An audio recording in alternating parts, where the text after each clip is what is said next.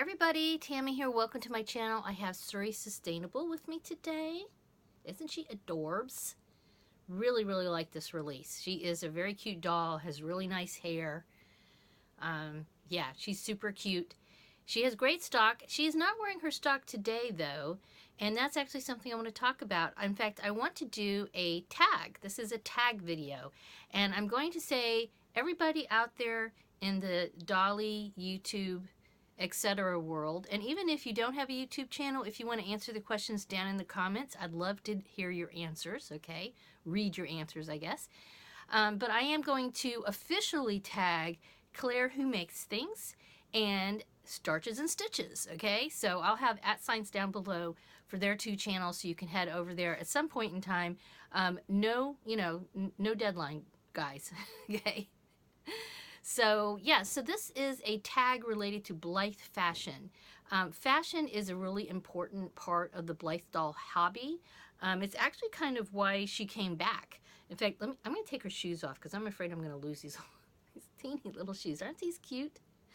So the reason why she came back from the, oblivion, I guess you could say, is because a fashion photographer or photographer started taking fashion photos of this doll and produced a book with pictures of her, and then everybody saw her, and then Junie Moon, the Junie Moon Company, Junko Wang saw her, fell in love, and taking photos of these dolls is kind of a part of the hobby. It's something a lot of us enjoy doing, and of course they have to look good. They're little fashionistas, right?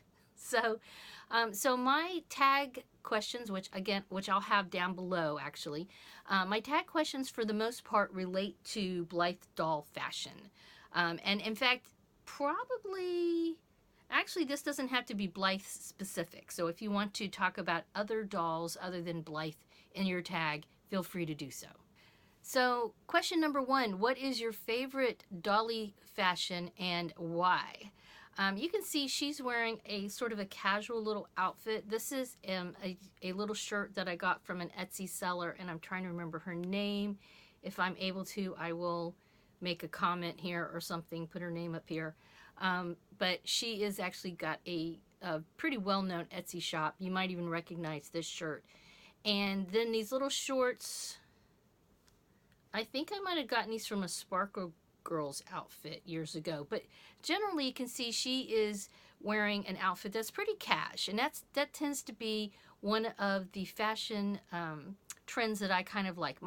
My dolls usually, for the most part, dress sort of casual.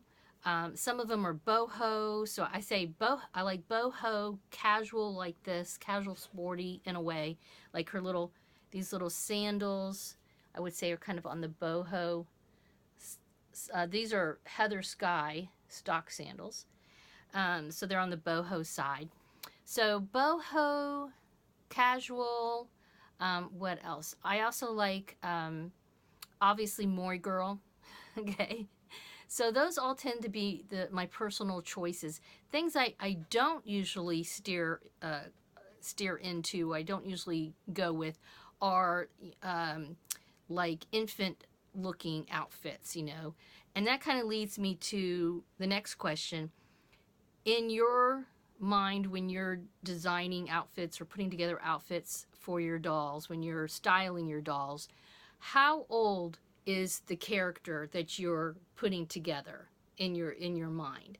I noticed some Blythe dolls, especially some customized dolls, people will dress them as like 2 to 3 years old or 5 years old, like they're little kids, and that's not my aesthetic. I kind of like the young 20ish, I would say, in the young 20s, maybe a little bit early to mid 20s. She's hanging out. At the very youngest, maybe older teenagers like 17, 18, but typically young hip happening chickos, that tends to be the age group that I like my dolls to be in. And yeah, and I will say sometimes I will dress them up super fancy too, but that's not usually all of them. Like if you kind of look over here, I've got some boho. This is like my boho outfits here. This is again all casual over here. Up here, can you, yeah, you can kind of see it. That's actually my Wednesday Addams loft. Okay. So anyway, yeah, so that is the answer to that question as far as the age goes. Next question, what are some of your favorite doll accessories? Like when you're putting her all together, what are some of the things like you just cannot do without? I would say for me, hair accessories. Love hair accessories. I have even just something simple like this. Especially with the dolls that have super long hair. I like to pull their hair back so you can see their face better, and then it kind of adds to the outfit. Now, granted, it's probably, I don't know how many 20-year-olds wear a little bow on the top of their heads, but mine do anyway. But yes, I have in fact, I have like a box full and a little basket thing full of hair clips. I have lots of hair clips, hair ornaments, what do you call it? Barrettes, things like that. So definitely always have to have something for the hair. And then, of course, shoes. Goodness gracious. In fact, I think I have, yes, let me see. I think I have my box of shoes, which maybe I'll do a separate video sometimes, riveting information here. Shoes. These are all Blythe shoes. And this, of course, doesn't include all the shoes that are on their feet. So, never seem to have enough shoes. Yeah, so, and I have some handbags, but not a ton. So I'd say hair ornaments and shoes. And then the last question kind of relates to fashion a little bit for me. What is your favorite hobby related to Blythe dolls, or even just dolls? If you're not into Blythe dolls and you want to answer this, what is your favorite hobby? And for me, it is creating fashions for them by sewing.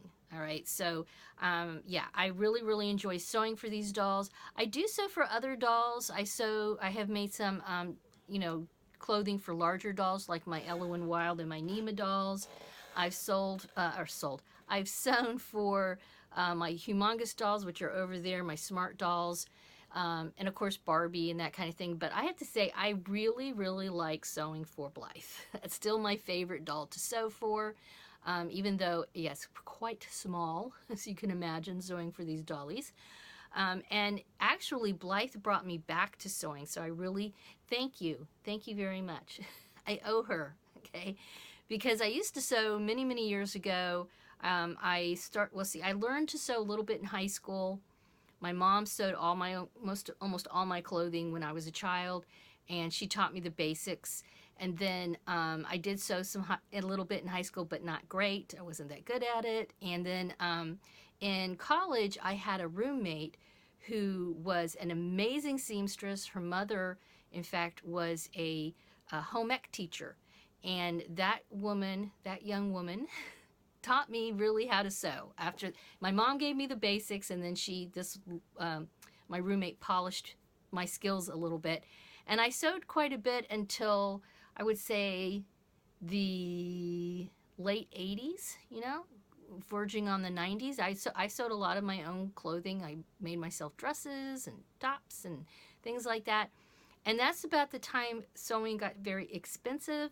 And then my personal tastes kind of changed. I was in the workforce, and I felt like I had to dress a little bit more professional, and I was not up to the task of making pencil skirts and suit jackets and silk blouses and all that kind of thing that I was wearing at the time, and with my high heels and my pantyhose and all that.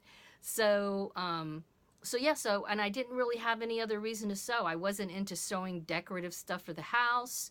And like I said, sewing got really expensive. I remember one of the last dresses I made, at the time I was making those Laura Ashley dresses, and it took something like 6 yards of fabric. And by the time I bought the fabric and the lace collar and the buttons and the thread and, et cetera, it was a massive amount. For me, I remember it was, well into $50+, and clothes were getting cheaper and sewing was getting more expensive, and my tastes were changing, so I stopped sewing.